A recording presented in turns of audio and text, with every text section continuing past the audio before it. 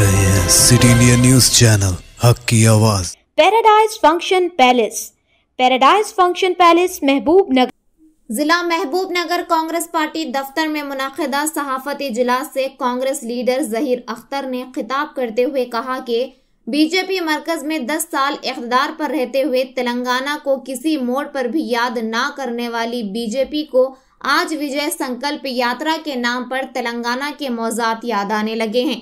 जबकि 10 साल से इख्तिदार पर रहते हुए बीजेपी का कोई वजीर या कोई लीडर आवाम के दरमियान नहीं था और आवाम के दरमियान ना होने की वजह से बीजेपी कायदीन को हकीकत का इल्म नहीं है। बीजेपी कायदीन को इस बात का बखूबी इस्तेहज़ार है 10 साल के दौरान हमने तेलंगाना की आवाम के लिए कुछ नहीं किया, लिहाजा वो जज्बाती तौर पर आवाम को उभारने की कोशिश कर रहे हैं ताकि वो जीत सकें। जज्बात को छोड़कर इनके पास कोई हथियार नहीं है। बीजेपी ने जो भी वादे किए थे उनमें एक पर भी अमल नहीं किया गया और फिर चाहते हैं कि मोदी को तीसरी मर्तबा जिताएं।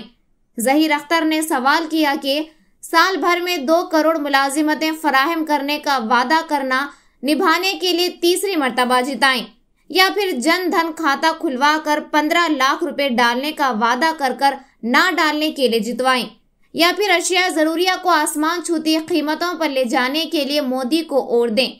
उन्होंने इस मौके से महबूब नगर की बीजेपी कायदा DK अरुणा से सवाल किया कि आप बीजेपी में कौमी नायब सदर की हैसियत पर हैं, बताएं कि महबूब नगर की तरक्की के लिए क्या इक़दाम की हैं, आवाम को बताएं।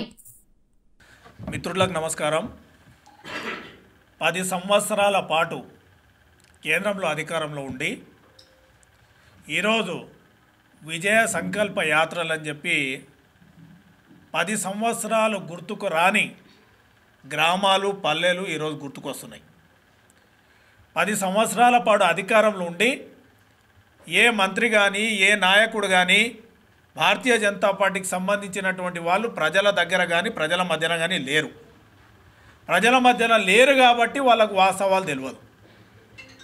వాళ్ళు ఏమనుకుంటున్నారంటే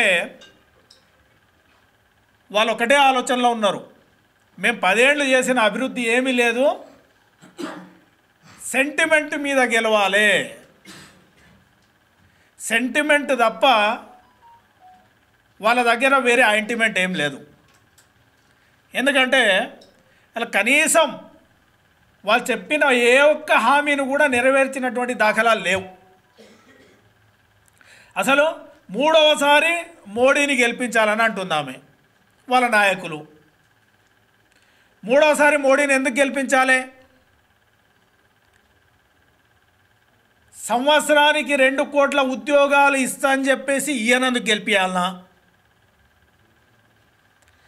జన్ ధన్ ఖాతాలు తెరవండి, దాంట్లో ధన్ అమౌంట్ వేస్తాం 15 లక్షలు అని చెప్పి ఏనందుకు ఆమెకు వాళ్ళకు ఓట్లేయాలనా?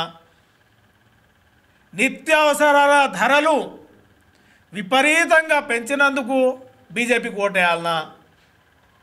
పెట్రోలు డీజిలు ధరలు సుమారు 70% పెంచినందుకు వాళ్ళకు ఓటేయాలనా? ఎందుకు భారతీయ జనతా పార్టీకి ఓటేయాలి? ఈ విషయానికి ఇక్కడ ఏ సంకల్ప యాత్రను తీసుకొని తిరుగుతున్నారో వాళ్ళు సమాధానం చెప్పాల్సినటువంటి అవసరం ఉంది।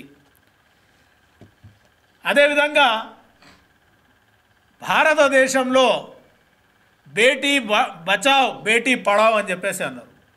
ఆ బేటీ పైననే క్రైమ్ రేటు 27% పెరిగింది। 27.4% క్రైమ్ రేటు భారతదేశంలో మహిళల పైన క్రైమ్ రేటును పెంచదు। అంటే అందుకొరకు భారతీయ జనతా పార్టీని గెలిపించాలన్నా?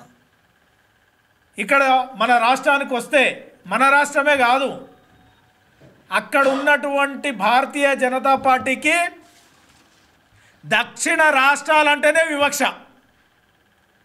కేరళ కానివ్వండి, తమిళనాడు కానివ్వండి, కర్ణాటక కానివ్వండి, అదేవిధంగా గోవా కానివ్వండి, లేదా మన తెలంగాణ ఆంధ్రప్రదేశ్ రాష్ట్రాలు కానివ్వండి, దక్షిణ భారతదేశంతో వివక్షతో ఒక్క ఉత్తరప్రదేశ్కు కేటాయించినటువంటి బడ్జెట్ కూడా ఈ 5 రాష్ట్రాలకు కేటాయించలేదని అంటే ఈ దక్షిణ భారతదేశం పైన వివక్ష చూపి ఇక్కడ ఉన్నటువంటి ప్రజలకు అన్యాయం చేసినందుకు మీకు ఓటేయాలనా?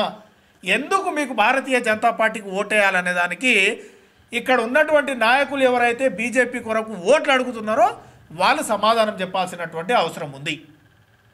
అదే కాకుండా పాలమూరు జిల్లాకు సంబంధించి భారతీయ జనతా పార్టీ నాయకురాలు ఆమె జాతీయ ఉపాధ్యక్షురాలుగా ఉండి మహబూబ్ నగర్కి చేసిన మేలేంటి? అసలు మహబూబ్ నగర్కి ఆమె ఒక్క పని అన్నా ఒక్క ప్రాజెక్ట్ అన్నా సాధించిందా?